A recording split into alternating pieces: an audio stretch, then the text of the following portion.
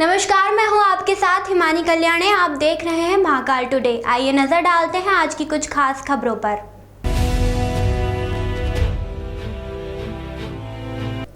होली के 5वें दिन रंगपंचमी का पर्व मनाने की तैयारियां शुरू हो गई हैं। उज्जैन में भी रंगपंचमी के लिए कड़ाव का पूजन किया गया है। आजादी के पूर्व से इस परंपरा का निर्वाह किया जा रहा है। 5 फीट गहरे कड़ाव में रंग भर कर पानी भरा जाएगा। इसमें शहर के लोग डुबकी लगाते नजर आएंगे। इस बार वाटर बार, डांस बार के बीच रंग पंचमी पर युवा डांस करते हुए दिखाई देंगे। 2 वर्ष बाद होली और रंग पंचमी का उत्साह लोगों में खास तौर पर देखा जा रहा है। होली के बाद अब रंग पंचमी की तैयारी में लोग जुटे हैं। उज्जैन के देवास गेट पर पारंपरिक कड़ाव का पूजन किया गया। गणेश पूजन के बाद कुएं का पूजन कर कड़ाव में कलर वाला पानी भरा गया। रंगारंग महोत्सव के लिए शहर के निवासियों द्वारा यह आयोजन प्रतिवर्ष किया जाता है। यहाँ पर करीब 5 फीट का कड़ाव सड़क के बीचों बीच रखा जाता है और इस कड़ाव में कलर वाला पानी भरकर लोगों को इसमें आनंद की डुबकी लगवाई जाती है।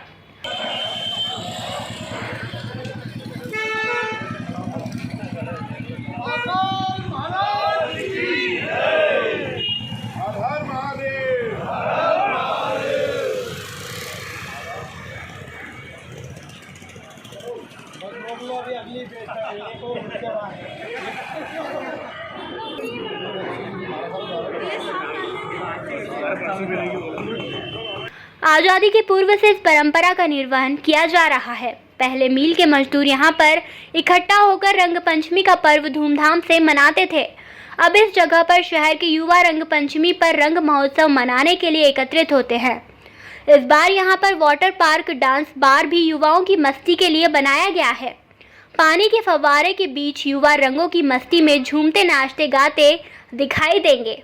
बड़ा 2 वर्ष हमारा देश धरती पे मायूसी का निकला है और इस साल बड़ी धूमधाम के साथ रंगपंचमी महोत्सव पूरे नगर के लोग मिलकर बनाएंगे और सभी लोग यहाँ पर हमेशा से आते हैं। यहाँ पर वाटर पार्क बनाया जाता है, डांस बार और आधुनिक कई काम होते हैं और उसमें हमारा ये कड़ाव की परंपरा भारत की आज़ादी से पहले की है। यहाँ मिलों का जब समय था, जब से ही रंग के कड़ाव में डुबकी लगा के हजारों की संख्या में मजदूर और यहाँ से ही रास्ता था उज्जैन मिलों में जाने का और सभी लोग उज्जैन के करीब सभी लोग देवास गेट पर रंगपंचमी महोत्सव बनाने आते हैं। आज क्या किया गया? आज हमारे यहाँ श्री गणेश मंदिर के सामने गणेश भगवान की पूजा करके, कड़ाव की पूजा करके हमारे जो कुआं है उसकी पूजा होती है और उसके बाद गणेश उत्सव रंगपंचमी महोत्सव की तैयारियां हो जाती हैं। प्रधानमंत्री नरेंद्र मोदी के गुरु महामंडलेश्वर अभिराम दास जी बाबा महाकाल के दर्शन करने पहुंचे। उन्होंने प्रधानमंत्री मोदी के लिए जीत का आशीर्वाद लिया। इस बार योगी आदित्यनाथ पर भी महाकाल का आशीर्वाद रहा है। देश बदल रहा है, मोदी है तो मुमकिन है। उन्होंने कहा कि योगी के बाद अब एक बार फिर मोदी की बारी है। 2024 में मोदी ही पुनः देश के प्रधानमंत्री बनेंगे।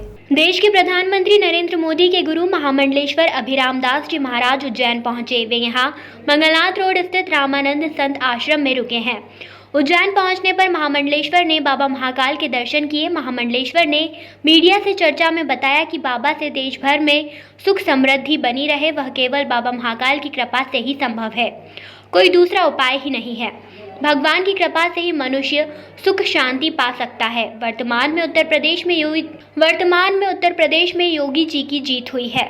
बाबा महाकाल की ही कृपा है। देश में जितने भी प्रधानमंत्री बने हैं उनमें से सबसे हमारी दृष्टि में देशभक्त, राष्ट्रभक्त नहीं आया है। नरेंद्र मोदी ही ऐसे प्रधानमंत्री हैं जो सर्वश्रेष्ठ देशभक्त और राष्ट्रभक्त हैं। उन्होंने कुछ समय केदारनाथ की हनुमान गुफा में भी व्यतीत किया था। मोदी के फिर से प्रधानमंत्री बनने को लेकर महामंडलेश्वर ने कहा कि अभी सामाजिक परिस्थितियां बदल चुकी हैं। सारे विश्व में भारत का गौरव मोदी जी के कारण बढ़ा है। पहले के प्रधानमंत्री भारत की सही इमेज नहीं बना पा रहे थे। मोदी जी पर भगवान की कृपा है, जो देश भर में उनका नाम है। उन पर भगवान महाकाल, केदारनाथ और आशुतोष की कृपा है। ऐसा है, हम तो हमेशा एक ही कामना करते रहते हैं, सार्वभौम अस्तित्व जो है सुख शांति में रहे और उसके लिए महाकाल की, परमात्मा की कृपा का ही मतलब एकमात्र संबल है और कोई दूसरा उपाय है ही नहीं। वो परमात्मा से ही सब सार्वभौम अस्तित्व सुख शांति पा सकता है। हम सब बस भगवान शंकर से हमेशा प्रार्थना करते रहते हैं, और जो आप देश के नेतृत्व की बात सोच रहे हो वो भगवान ने कृपा की है और कर रहे हैं और करते रहेंगे। अभी जो वर्तमान में योगी जी की बहुत अच्छी विजय हुई और उसके पीछे कालों के काल महाकाल का आशीर्वाद ही है। ओम श्री राम। देखो ऐसा है कि नरेंद्र मोदी जो हैं अपने आप में अभी तक जितने भी प्रधानमंत्री हुए उन सब में हमारी दृष्टि से कोई भी ऐसा सही देशभक्त राष्ट्रभक्त प्रधानमंत्री हमारी दृष्टि में अभी तक कोई नहीं आया। परमात्मा ने उनके ऊपर कृपा की और उन्होंने कुछ काल केदारनाथ गरुड़ चट्टी हनुमान गुफा पे व्यतीत किया। विश्व प्रसिद्ध बाबा महाकाल की भस्म आरती में सोमवार की अलसुबह पूर्व दिल्ली के भाजपा सांसद और पूर्व क्रिकेटर गौतम गंभीर शामिल हुए। उज्जैन के भाजपा सांसद अनिल फिरोजिया भी उनके साथ मौजूद रहे। विश्व प्रसिद्ध महाकालेश्वर ज्योतिर्लिंग दर्शन कर उन्होंने देश की प्रगति के लिए प्रार्थना की। भस्म आरती के बाद सांसद अनिल फिरोजिया के साथ उन्होंने गर्भगृह में जाकर ज्योतिर्लिंग पर जल चढ़ाया और पूजन भी किया।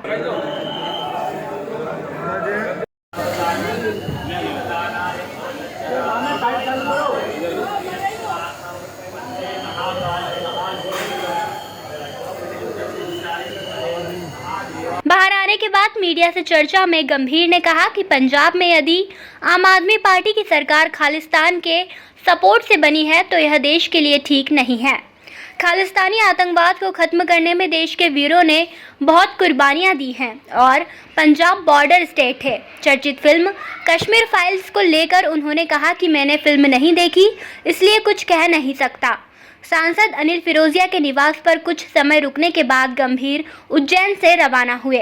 उनके सपोर्ट से या फिर उनका सपोर्ट मिलता आम आदमी पार्टी की सरकार को तो उससे ज़्यादा ख़राब कुछ भी नहीं हो सकता इस देश के लिए, क्योंकि बॉर्डर स्टेट है वो।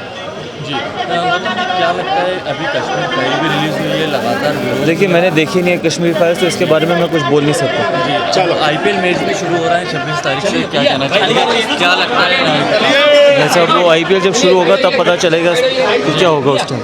उज्जैन के महाकाल मंदिर परिसर में किन्नरों के अश्लील डांस के 2 वीडियो सामने आए हैं, जिसमें किन्नरों ने महाकाल मंदिर के पास अश्लील वीडियो बनाकर सोशल साइट पर अपलोड किया था। इस मामले में एक श्रद्धालु ने महाकाल थाना पुलिस से शिकायत की थी। इसके बाद किन्नरों के खिलाफ FIR दर्ज की गई है। कई किन्नर रुपए की मांग करते हुए दर्शनार्थियों को परेशान करते रहते हैं। किन्नर होने के कारण प्रशासन द्वारा कार्यवाही नहीं करने पर उनके हौसले बुलंद हैं। यही वजह रही कि महाकाल क्षेत्र में ही रहने वाली किन्नर खुशी और चुटबुल उर्फ मिथिलेश ने श्रद्धालुओं के सामने गेट नंबर 6 पर अश्लील वीडियो बनाकर पोस्ट कर दिया। शिकायत मिलने पर पुलिस ने दोनों किन्नरों के खिलाफ केस दर्ज कर दिया। मामले की जांच कर रहे थाना प्रभारी ने बताया कि दोनों पर कार्रवाई की जा रही है।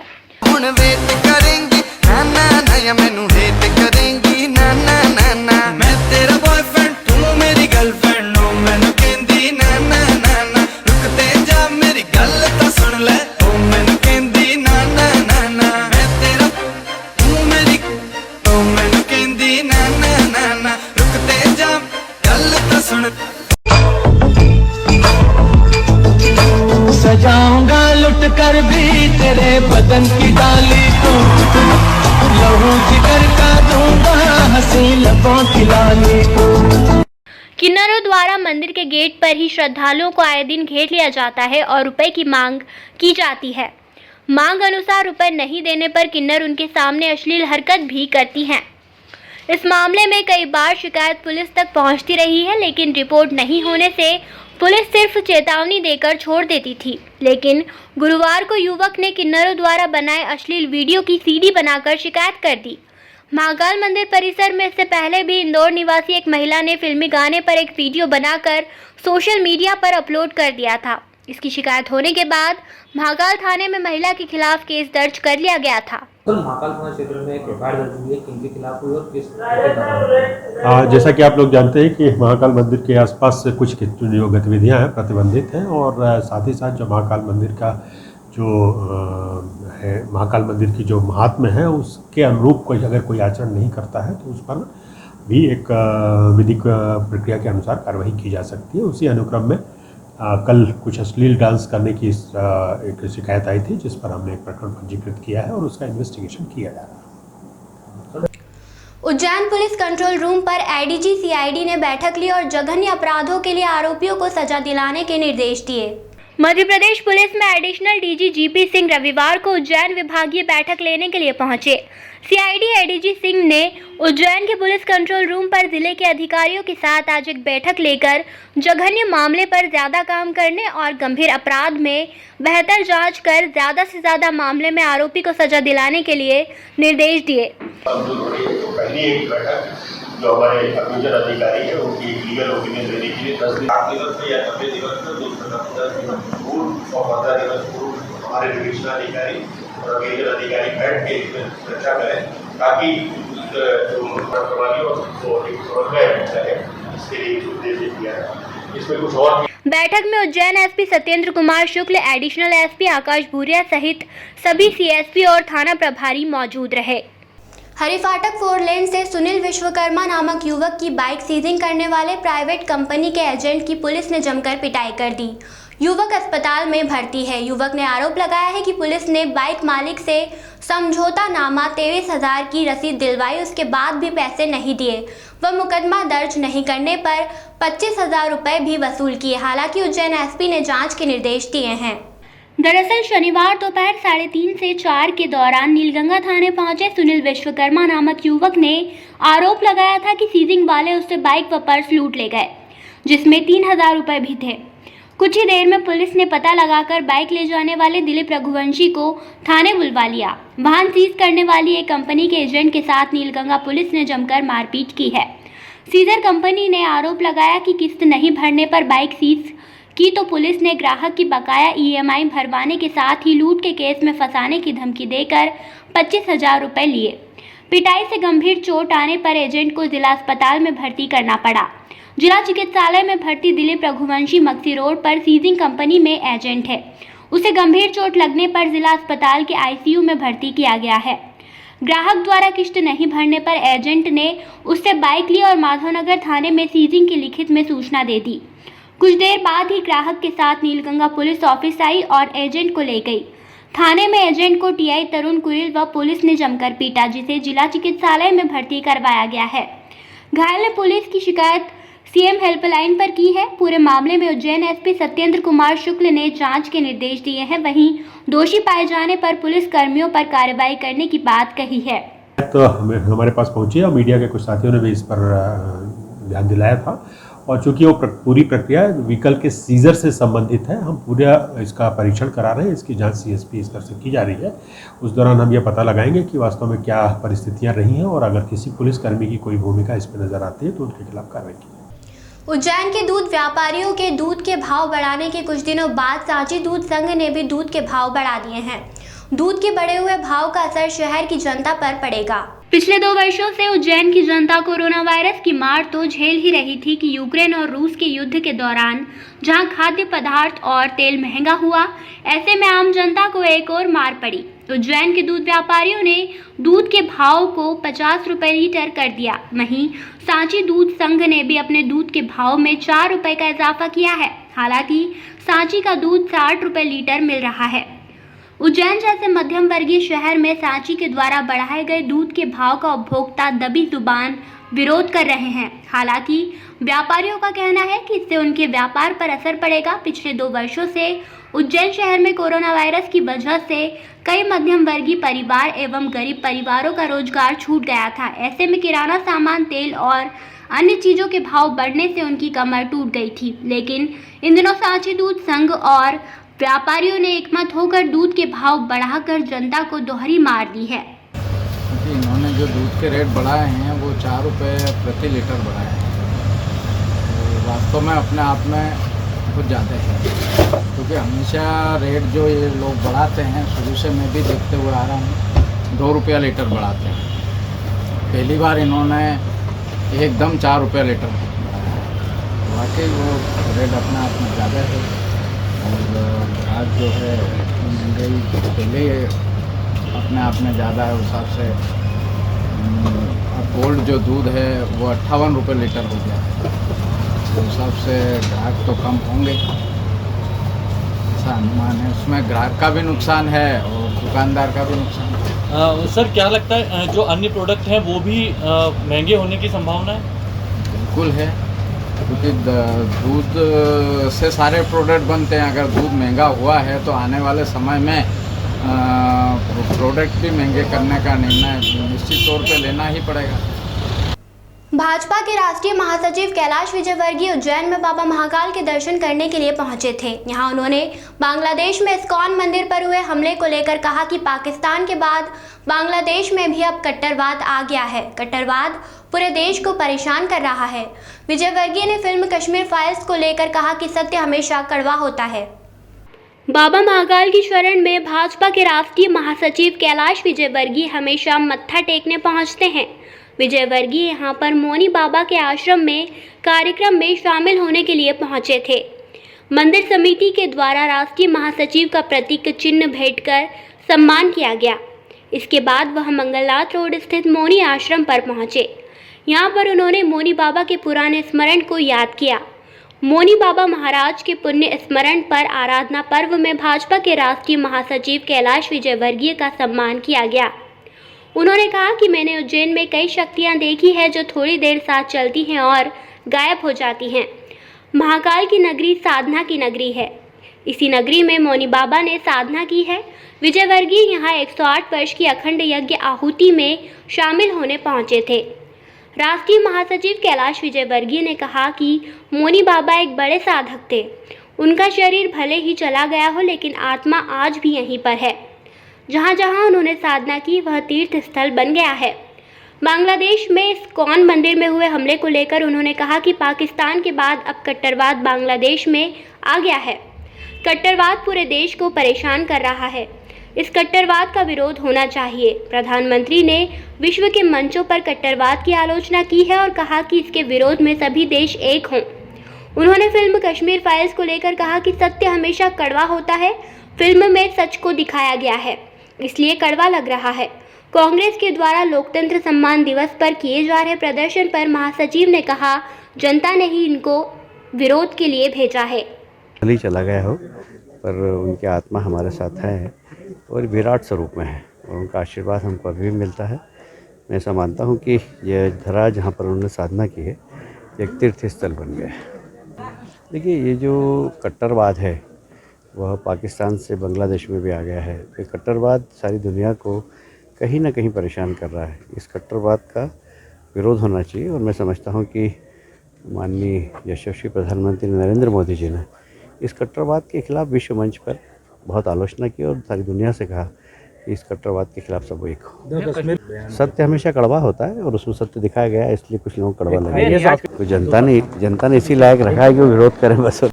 उज्जैन के महाकाल मंदिर में राजाधिराज बाबा महाकाल की भस्म आरती भस्म रमाकर की गई। बाबा का जलाभिषेक कर श्रृंगार के बाद श्री पंचायती महानिर्वाणी अखाड़े के प्रतिनिधि ने बाबा को भस्म अर्पण की। भस्म आरती के दौरान बाबा का आकर्षक श्रृंगार किया गया। धार्मिक नगरी उज्जैनी में विश्व प्रसिद्ध बाबा महाकाल के दरबार में प्रतिदिन होने वाली बाबा महाकाल की भस्म आरती तड़के 4 बजे की गई। यहाँ बाबा महाकाल का आकर्षक और नयनाभिराम श्रृंगार किया गया।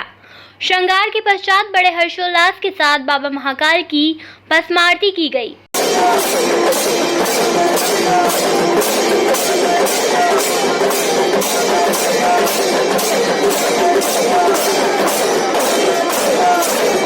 ऐसी मान्यता है कि बाबा महाकाल की एक झलक पाने से हर व्यक्ति विशेष हो जाता है। नित्य प्रतिदिन होने वाली भस्म आरती में बाबा महाकाल का पंचामृत अभिषेक हुआ, अर्थात दूध, दही, घी, शक्कर एवं शहद से बाबा को नहलाया गया। उसके बाद चंदन का लेपन कर सुगंधित द्रव्य चढ़ाए गए और बाबा को भांग और सूखे मेवे से श्रृंगारित किया गया। इस बीच पंडितों द्वारा मंत्रोच्चारण किए गए। फिर बाबा को वस्त्र ओढ़ाकर भस्म रमाई गई। भस्मीभूत होने के बाद झांझ, मंजीरे, ढोल, नगाड़े, शंखनाद और जय महाकाल के उद्घोष के साथ बाबा की भस्म आरती की गई।